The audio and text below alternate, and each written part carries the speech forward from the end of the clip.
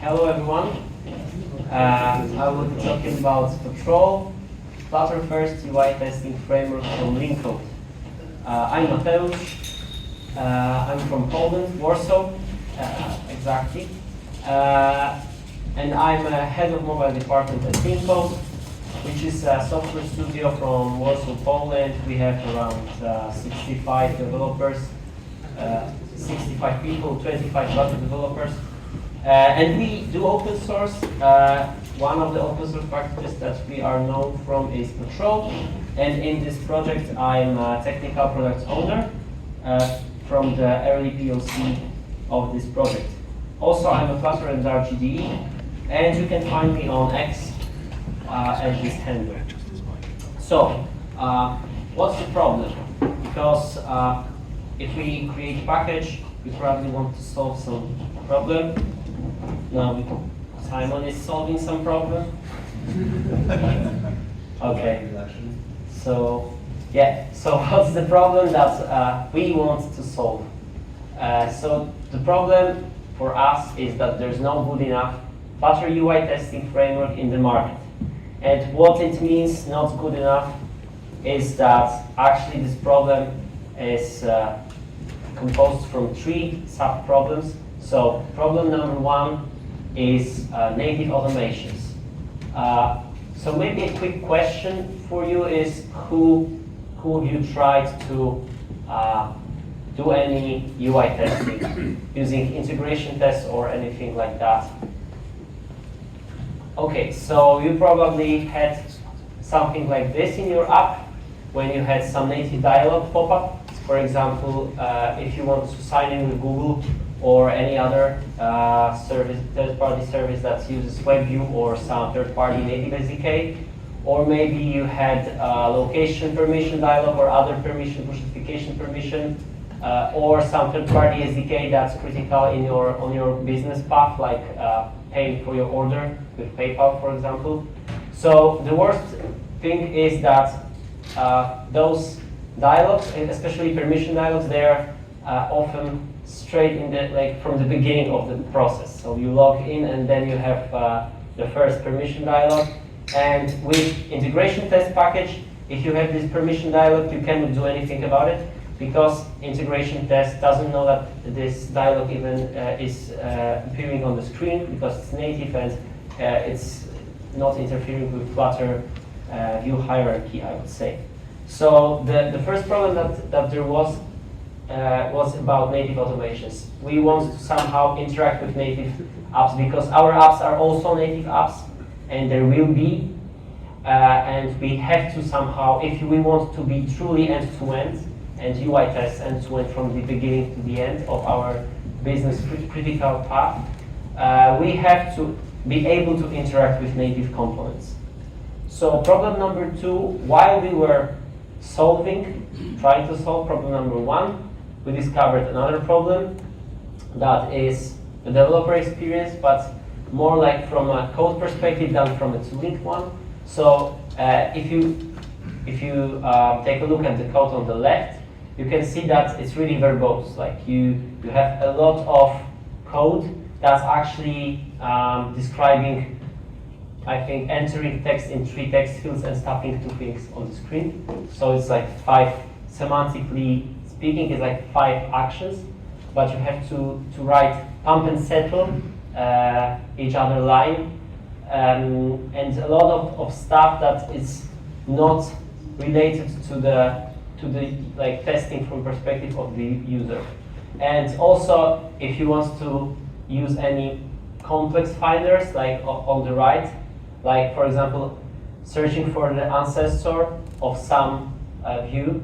And for example, you want to find something that's containing something else, and then you want to tap on the first one, you have to do a lot of boilerplate like on the right, which is really not readable.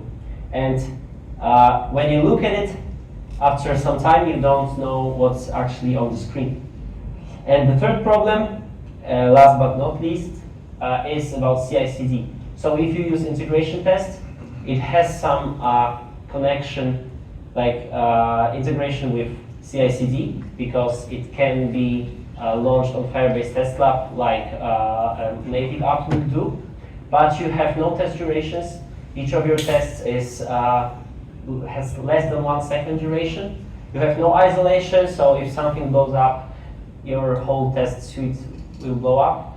And you have to build your app many times, so it's also costly, as you will see on the other slides.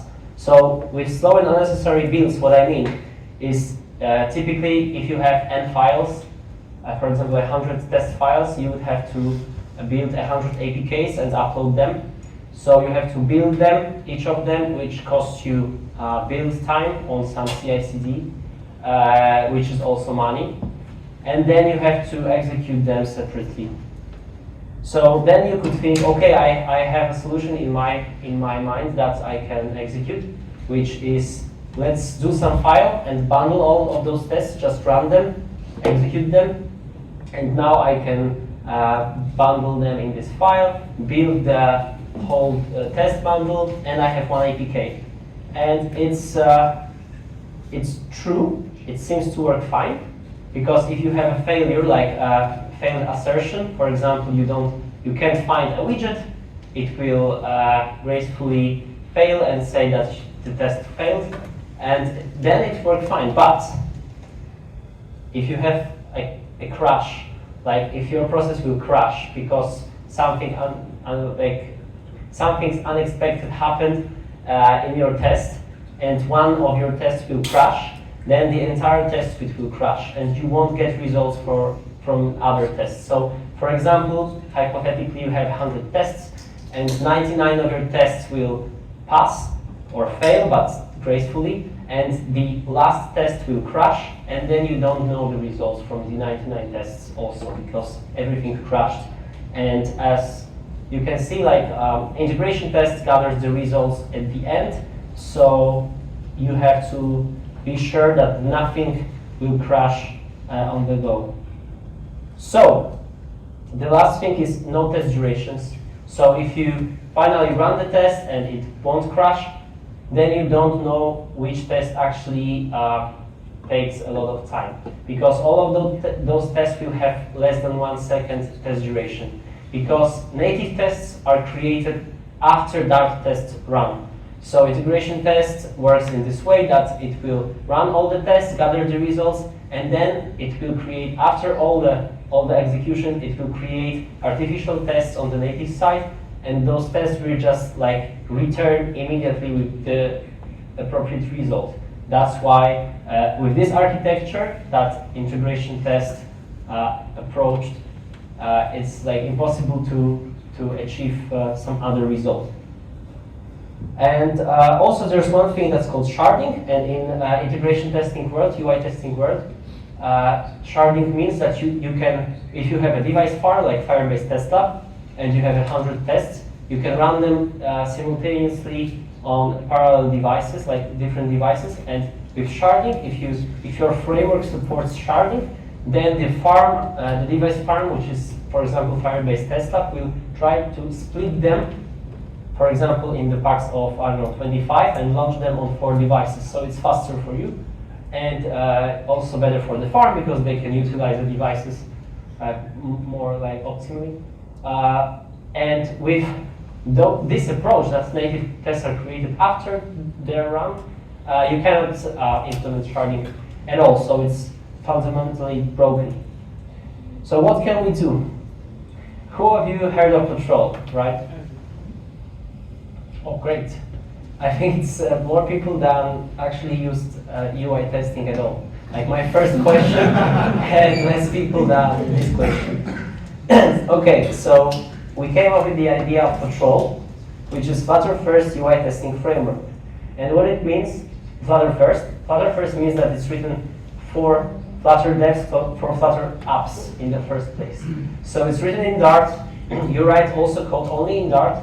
It has to be intuitive for Flutter devs, like with Flutter and Dart code conventions and stuff like that. And for interacting with Flutter widget tree, it uses Flutter Test because it's the best API for that. It's great low-level API for interacting with widget tree. And we take advantage of official first-party UI testing framework on both iOS and Android, also macOS, which is XC UI Tests and UI Automator.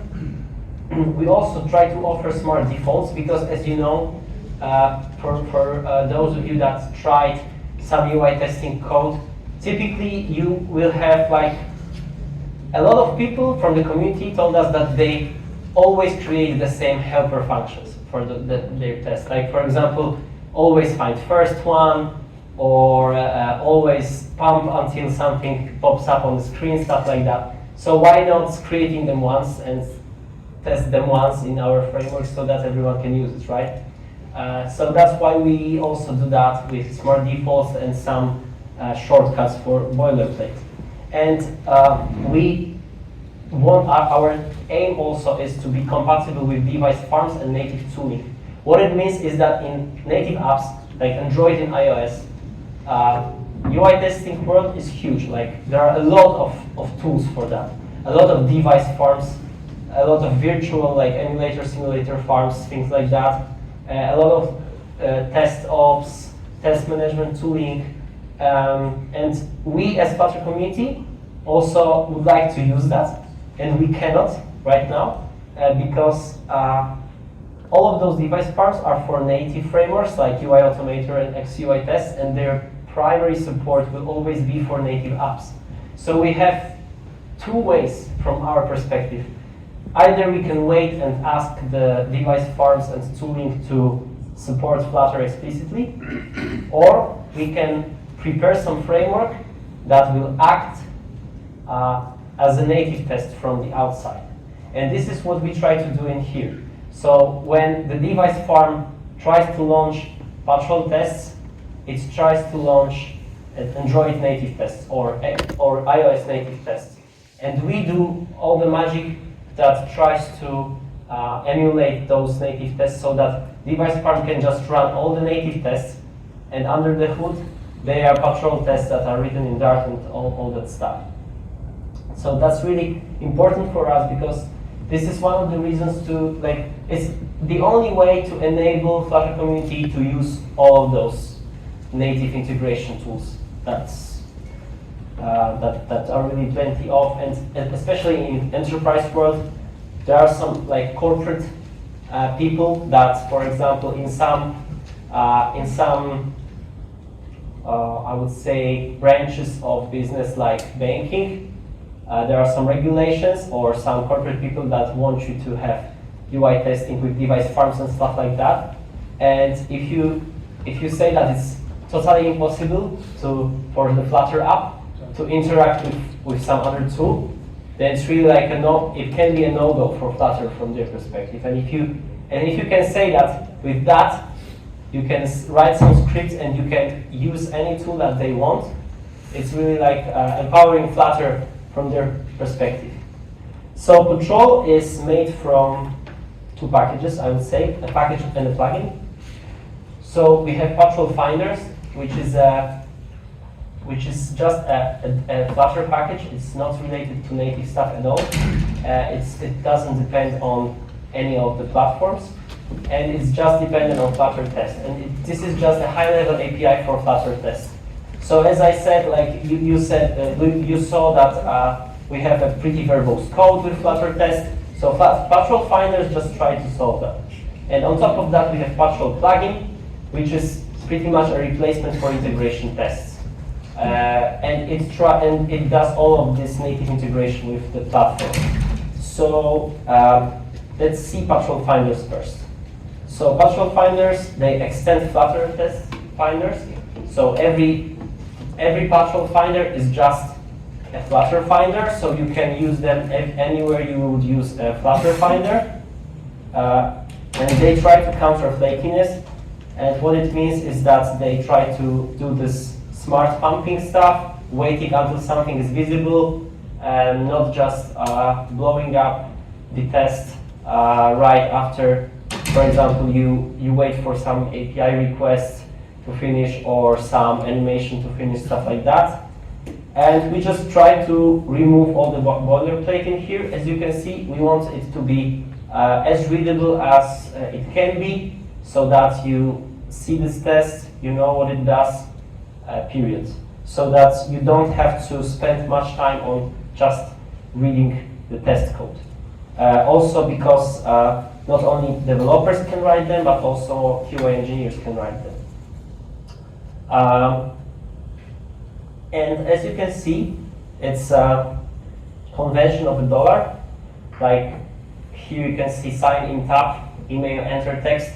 So what this dollar means is, maybe first question would be, maybe do you have any idea why the dollar sign? jQuery. Yeah, exactly.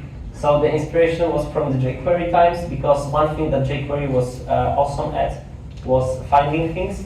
Like it was really revolutionary in this aspect, that it was really easy in comparison to write the typing document, find element by ID or stuff like that. It was really easy to find things. So we also wanted something to be easy to find, like the API for that.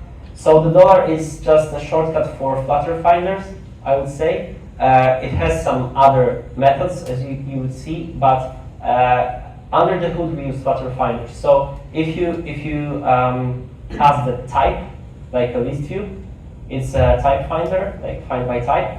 If you pass a string, it's find by text.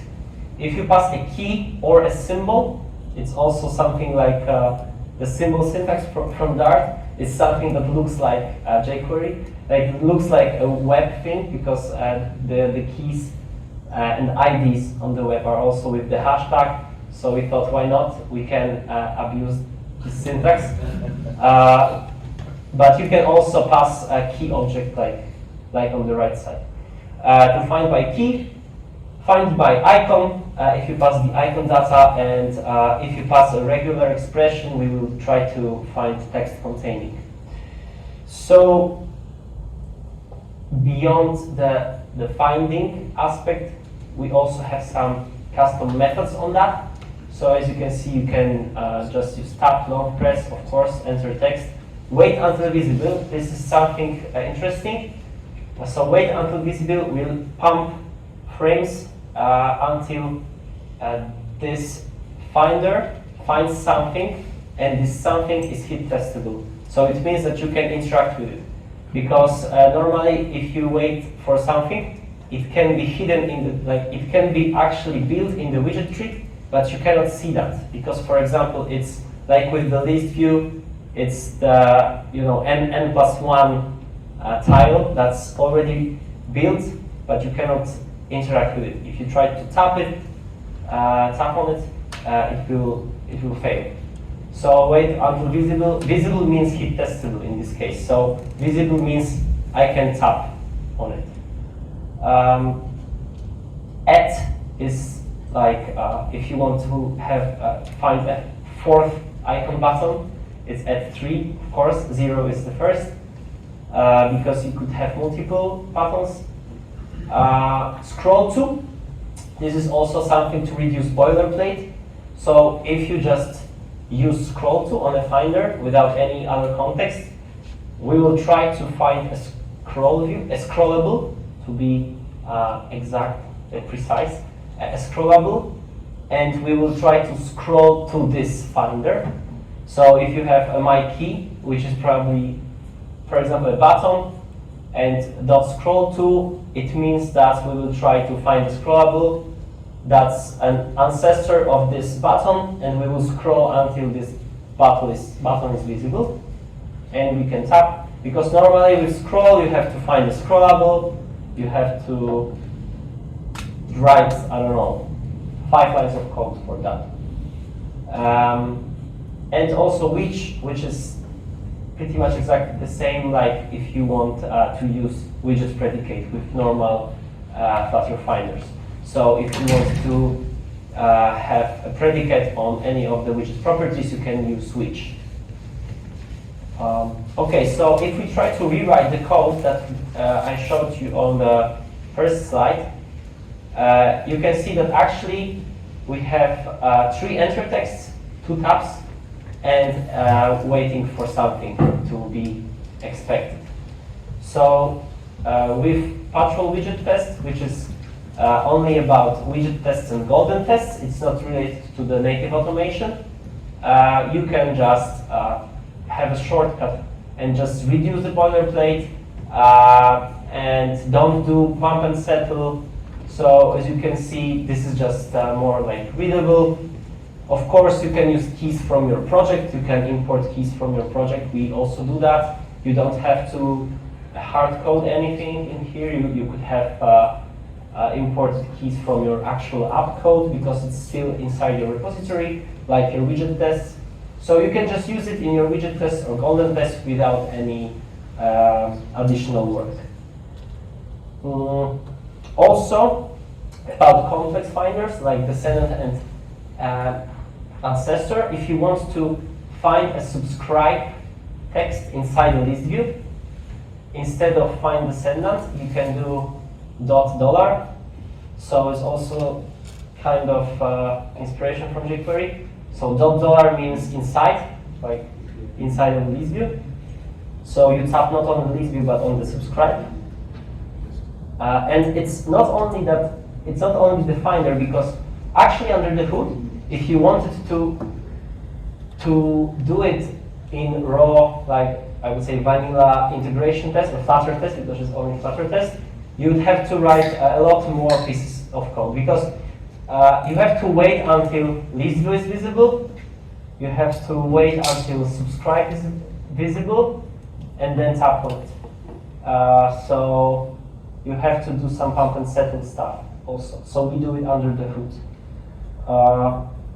Also, you can do the other way. So if you want to have find a list style that is containing activated, so activated text is inside the list style, but you want to have the list style returned because you want to do something with the list style. So containing returns the list style that contains something, and then you can do dot. So we find a learn more key inside a list style that's containing activated and tap on it. So we can now do it in one line, and on the left side you have to have this find ancestor and descendant, which is really not readable. I would say it's really hard to know what happens. But also, as I said on the former slide, you would have to wait for anything like pump and settle, because you have to ensure that everything's on the screen. So the last thing about patrol finders is that default tooling is still available. You can use a widget tester. Like inside patrol tester, you have .tester, and you can use your plain old widget tester. So there's always an escape hatch. We just extend, we don't replace. So it's not something that you have to scare that it's hard to escape from that later. It's adding like no debt at all to your code. You can just escape anytime. Also, you can mix Flutter finders with patrol finders and stuff like that. Okay, so let's go to the, I would say, main course, which is Patrol plugin, which enables all of those native interactions that previously were not enabled in, I think, any Flutter library. So now you can write Dart code only and interact with native Android, iOS, macOS views. So we also have support for some native features out of the box for you, like permissions, some obvious cases like permission, grant permission, select file location, as you can see, interacting with some web view, handling notifications, but you could pretty much interact with any native view, and I will show you in a second. So as you can see on the right side, the $patrol tester now has a native property. So in widget tests, you couldn't see this. Like you don't have native property on the $object, but with patrol tests, not patrol widget test, but patrol integration test, you now can use a native object. And native object contains all of the methods that you might want to use to interact with native tree. So, for example, as you can see in here, we open the app. We grant permission when in use, and here you can see that we mix native and non-native stuff because we want to tap on some Flutter button. Then we grant permission when in use. Then we tap on some other Flutter button, press home, we go to desktop, we open notifications tray, and we tap on notification by selector. Selector is something that we had to come up with the idea of something like a finder, but on the native side. So we didn't want to use a finder word, because finder is already like, in our minds, finder is Flutterfig. So we thought selector is something that nobody would confuse with Flutter. So with selector, we can actually tell Patrol, describe any object that's on the native side. So because when we are in this blessed instrumentation mode, when we use native Android or native iOS tests, and we are run in this instrumentation mode, we can actually interact with anything from other apps to launcher, settings, any other third-party app, SDKs, anything with this from the system on both Android and iOS. So we actually can just say that we want to tap on, I don't know, contacts, and we will tap on that, which I will show in a minute. But also from those features that are already there, you can see generic permissions, because pretty all permissions are similar. The one thing is only this time, and when in use, and always. You can also deny, as you can see. And with things like location, we also give you a select find, select course, because this is also the edge case, and everything. So pretty much, like I said, with selectors, you can tap on anything, interact with anything on the screen, because we are in this blessed instrumented mode. So here you can see the test where Patrol goes outside of the app and goes to the Google Contacts app, creates a contact, and then goes back to the app or something like this. So as you can see, we can do whatever we want with other apps, but moderation is a virtue. What it means that it's, it's against all of the rules of writing good testing code and flakiness, because remember that, especially with Google apps on emulators, on other device farm, we can have some other version of the app, so probably it could crash, like it could not find something. You could have, I don't know, no internet on the emulator or something like that. So there are a lot of factors that you have to count in. But as you can see on the left side, you can always do native tab selector, enter text by index, swipe by coordinates, or just say which app ID you want to use, like command droid settings.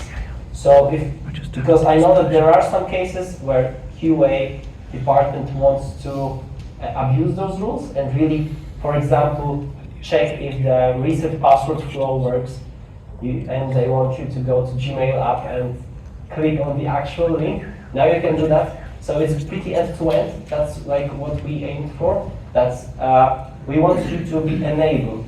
It's like Patrol is for Flutter apps, and we know that Flutter apps are 90% of Flutter code, probably even more. But you still want to be able, in this 1% case, you want to be able to tap on that PayPal button, to tap on that web view thing, just to, just to go through this barrier, and then you go back to Flutter, for example. So Patrol is like for that. It's for reducing boilerplate, but also for enabling you to interact with anything in those cases when it's really important that you have to. And also with the framework, we also have a CLI, because we have to do a lot of stuff that's related to native things. So we cannot just use Flutter build or Flutter test, because we have to run in this blessed mode, which is Gradle instrumentation mode, running also XUI tests, Xcode build stuff. So for you to not run all this stuff, we developed Patrol CLI, which can be activated like any other global Dart tool. And what it has a doctor like Flutter, because we require a couple of environmental variables to be set. So we have a doctor mode so that you know that you are set up for that. We also have develop, which is something like, I would say, a hot restart for your tests. So you can write a test, you can see the first tapping on some first button, then you hit R in your console, like with your Flutter app, and it reruns the test. It's not a hot reload because hot reload is not so usable in this case because you are already on screen number 3, for example, and you want to actually restart the test from the beginning. So that's why it's a hot restart mode. So it's partial develop. It's like its name suggests it's for developing tests. Recently, we also added a DevTools extension. Actually, we were one of the first packages on Pub that have implemented DevTools extension. We were in the first batch of packages that had this opportunity, thanks to the Flutter team. And our DevTools extension enables you to view the native tree. Because I showed you selectors, but you could ask, okay, but how would I know what's the ID on the native side, right, of this view? Especially if it's third-party view from, I don't know, PayPal or some other third-party payment SDK. So normally, there are tools for that. You can do ADB UI dump, but it returns a huge XML for you. So you have to, which is not formatted. So you have to copy it, paste it into VS Code, for example, format it, and then find your view that you are looking for. So we thought, okay, so let's try to do that and expose it to you through this DevTools extension. So from Patrol 3, version 3, you can use our DevTools extension. You don't have to install anything because DevTools extensions, they install themselves with the packages. So if you use Patrol, you just have another tab in your DevTools, which is Patrol, and you can see the native view tree while developing tests. And also, what's really nice, this is the video from Firebase Test Lab. So it's our goal is achieved. You can use it on the device farm, you can use it on Firebase Test Lab, you can use it on Sauce Labs, you can use it on Browser Stack. We use those farms in a couple of our projects because we develop Patrol also for our team, for our QA, and in some of our projects we have to work with multiple CI/CD environments or some device farms, so it's battle tested by our projects. Okay, so to finish up, Patrol is an open source tool. We have some docs you can see on this page. It's developed and maintained by LeanCode, and it's used to test several production grade apps. In the beginning, it was only mainly our production grade apps, but right now, our Discord community is getting larger, and we can see a lot of people that use Patrol in their production grade apps. We can see people from fintech. I know someone approached me last month on Discord and told me that they use it in some Y Combinator project even, founded project. In some banking stuff. Also, you can see some examples in the community on GitHub. Yeah, it is free. Why I say it is because a lot of people ask what's the price of Patrol, and now to say it once, it's free. Okay, so last but not least, I would like to say about LeanCode, a few words about LeanCode. So we are a Flutter agency. We work with pretty known clients, as you can see here. And if you have any trouble or issue with Patrol, or you want to use Patrol, or you want to, I don't know, convince your manager to use Patrol, or you don't know how to set up Patrol with all those device farms stuff, test management tools, because there are a lot of tools in those UI testing world. You can scan this QR code and reach out to me, to us. Also, we offer QA Patrol engineers that can, if you don't like writing tests, because I also know people, developers, that they say to me, We don't like writing tests. We don't want to do it. If you want to help us write tests, it will be the most convenient way. So we also offer such services. Also setting up your CI/CD pipeline for patrol, stuff like that. And apart from patrol, we of course do also Flutter development. We assist with some Flutter architecture stuff. We love doing design systems in Flutter. And also we can act as a sparring partner. We have some projects where we are just sparring partners for our clients, and they want to just, have a talk about some ideas, Flutter ideas, and just want someone to be there so that they are more sure that the stuff that they do is correct. It's always good to have someone to talk to, right? Okay, so thank you very much. You can help us. How? You can like us. You can give us a star. You can follow us. And you can join our Discord if you use Patrol. If you use Patrol, if you start using Patrol, you have to definitely join Discord because there are a lot of people that will help you. Yeah, and use it, of course. So thank you very much again.